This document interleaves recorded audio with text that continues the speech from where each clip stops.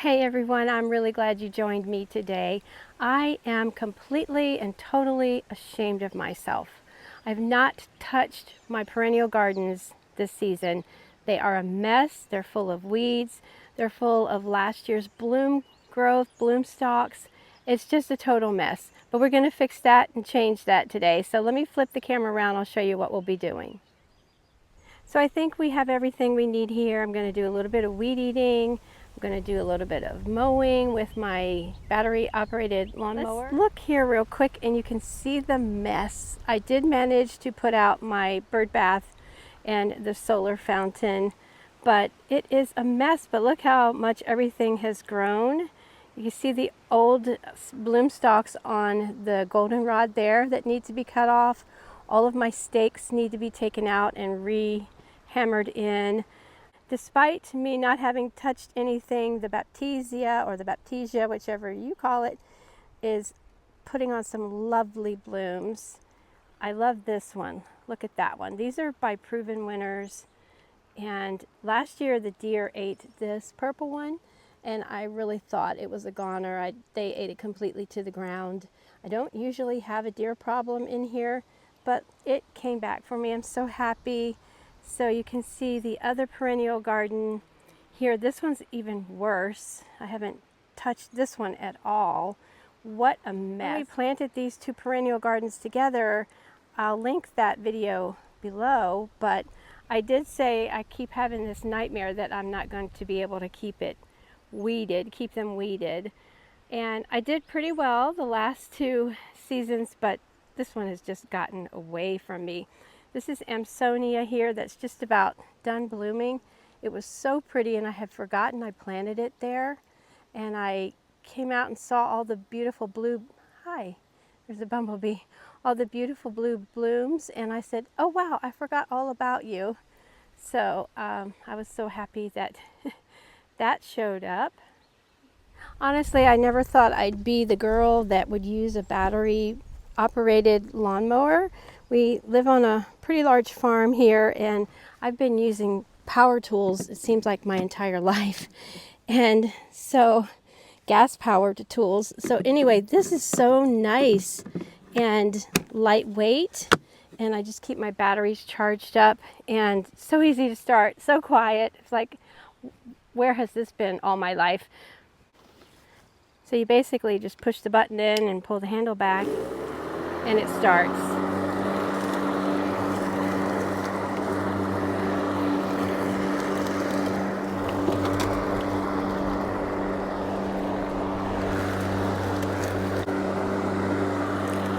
I do love the stand-up hoe.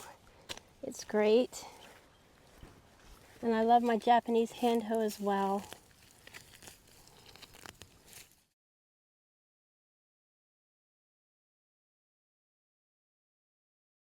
There's a lot of leaf mulch too in these beds from this maple tree and from that flowering plum tree, which is nice. That will decompose really nicely. I went up and got my pruners. This is Liatris here. I love Liatris and the pollinators love it. I actually did not used to like it, but now I love it. And the birds ate all of the seeds off of the coneflower. I do like to leave the bloom stalks from the different coneflowers because the birds eat the seeds over the winter, so there's no seeds left. The bees are really all over the Baptisia. They love it.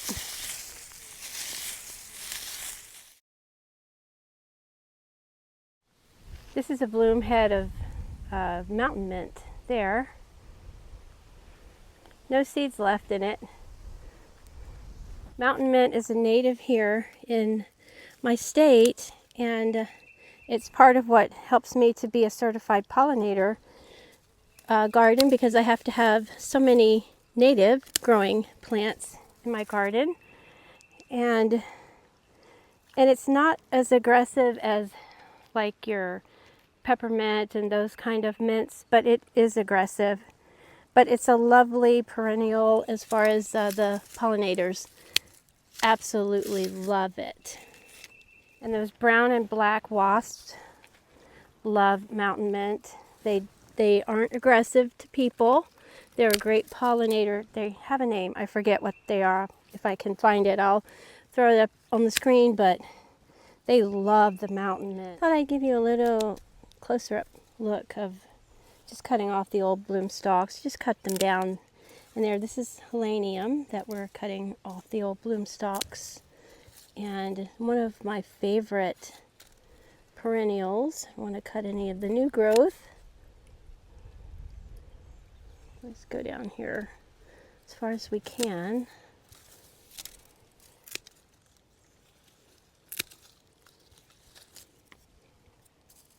You can see there the daffodil foliage. I will just leave that until it turns brown and sort of just ready to discard, but that's feeding the bulb, and I'm procrastinating. I worked on the easier garden first. That's really not like me. I usually do the hardest first and then go for the easier, but I'm sort of procrastinating from this. This one is a mess. I'm gonna go ahead and take these stakes out. This is coneflower here, Echinacea, and we'll see if I need to restake it or not, but go ahead and cut the old bloom stalks off.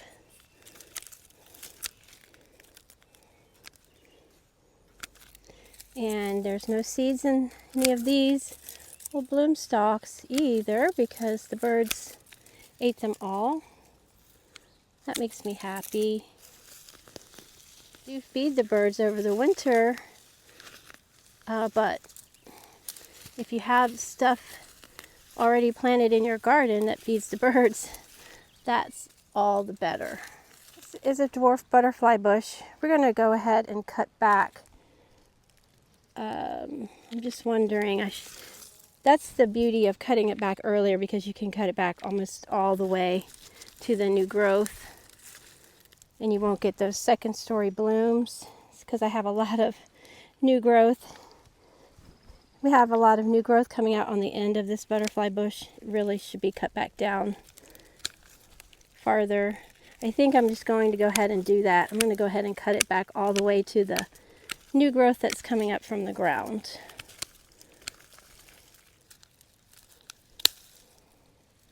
I'm just going to let it grow fresh. My husband, Sweet William, is going to be so pleased.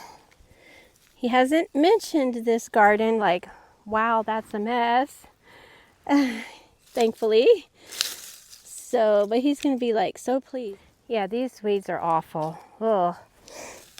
They're going to seed too. They're starting to go to seed already. That's not good. Oop, some kind of a bug there. And with your perennial salvias, after they're done blooming, if you'll just shear them back, like cut all of the spent blooms off.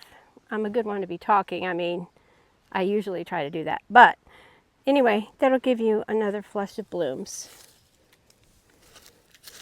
All right, well, I had a little break and ate a little snack, and I think I got pretty well weeded. I mean, I'm sure there's weeds here and there that I'm still going to be finding. I'm going to put in my certified pollinator habitat sign. I usually like to put it right here. So I have a hole right here where I had something else, I don't know what, but it's gone now, and we're going to plant the butterfly bush there. This one is called Chrysalis cranberry. The botanical name on butterfly bushes, of course, is Buddleia. And this one is hardy in zones 5 through 9. It blooms spring and summer. Then it'll kind of lull. Then sometimes they pick back up. It likes full sun. It says it's deer resistant, which I think I've found that to be true. It grows 20 to 28 inches tall and about 26 to 30 inches wide. So I'm just going a bit wider with the hole here than the actual bush. And I don't want to plant it any, too deeply. Did you just hear that? That was an owl.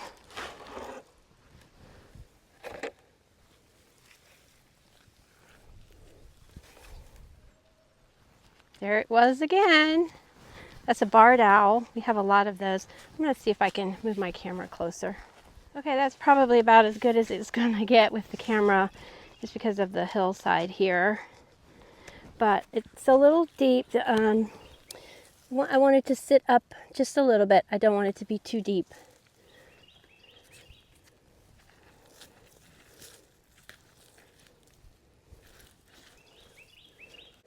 That looks pretty good.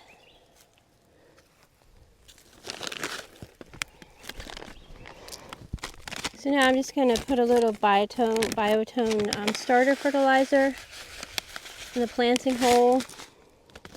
And I am going to bring my hose down and water. You're probably not seeing my head here. Let me get down.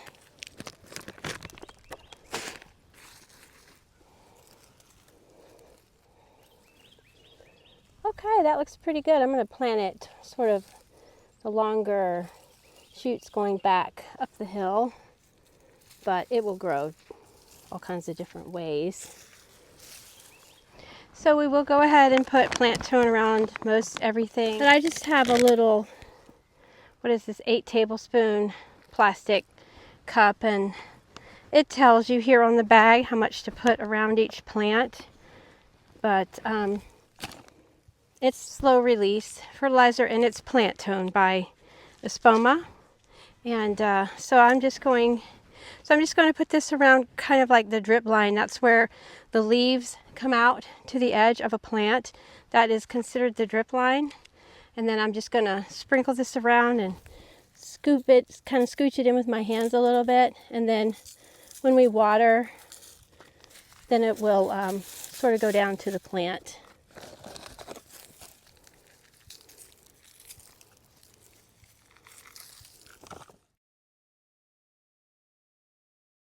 The next thing we're going to do is sow some Coreopsis seed. Now, Coreopsis, you could actually, if you're in a zone where you can sow things like this in the autumn time, you could sow it in the autumn time. It likes to be direct sowed. It does not like to be started indoors particularly, although you can. It's a hardy annual, and you can direct sow it in early spring and then again in mid-spring.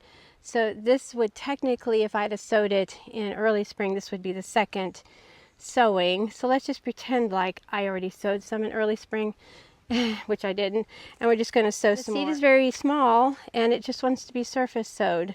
So I'm just going to rough up the ground a little bit in a couple of places and just sow some seed and take my hand and sort of pack it down. So I think I wanted some. I need to leave this space open to get to the bird bath. I think I might sow some more down here because we already have this one growing. So I might sow some more in front of these daffodils. And as I said, it just wants to be surface sowed. So I'm just taking my hand, pulling a few more weeds and roughing up the ground a little bit. Ah, that one's got a big runner. So I'm just gonna sprinkle, there's another worm. I'm going to sprinkle some seed all in here. Then I'm going to take my hand and just like pack it down. So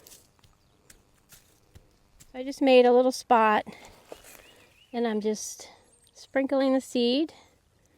I don't think the birds will come and eat them. I hope. Take my hand and pat it down a little bit. I do want to straighten out these stakes around this Millennium. The Millennium, I probably already said, there you are. I keep thinking the camera's over here, but it's over here. Gets about this tall, and I could see where this Amosonia is invading the Millennium's space. But, oh, my stakes are kind of wanting to break.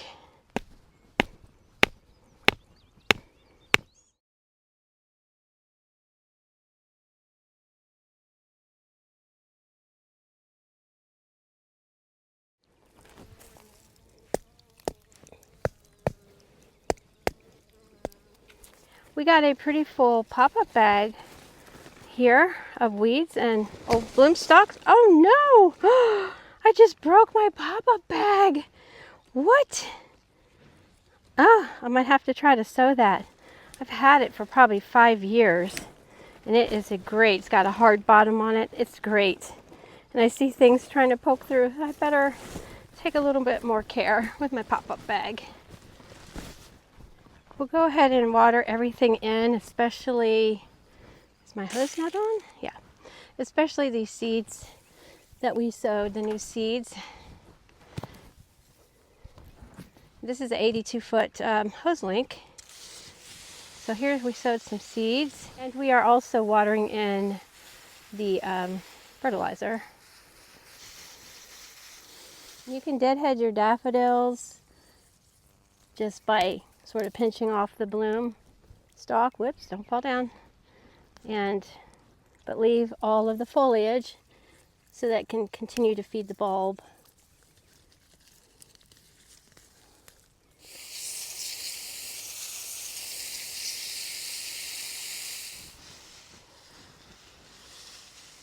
Wow, well, I think we got, the majority of it done. I feel so much better about it. Like, I'm not ashamed of these perennial gardens anymore. So let's take a quick flip around and I'll show you everything. So most of the weeds are gone. I still need to do a little edging and things like that. Add a couple more bags of, probably wait until those seeds come up to add a couple more bags of the mulch, and deadhead a few more of the daffodils, but looks so much better than it did. And here's the other side of that same bed. You can see, as I said, the goldenrod, how huge it's gotten. Here's where we planted the buddleia, and I watered it in really well. There it is right there. And here's the other buddleia that we cut all of the old growth off of, and you can see all the new growth coming in there. So I think we are getting ahead of the game. Feels good. In another couple weeks, when more things start blooming, I can give you another tour, probably of real-time work. It probably took me about 2 hours to weed, fertilize, plant the bush, water these 2 beds. So not too bad, good exercise. I really appreciate you being here with me, and I hope you're doing well, able to get out in your gardens and do some weeding, some fertilizing, or whatever you like to do in your gardens. Until next time, friends, happy gardening. Bye-bye. Can we just take one more gaze at this Baptisia? Oh, gosh. More blooms coming on. And this one, look at this bee enjoying itself on the Baptisia.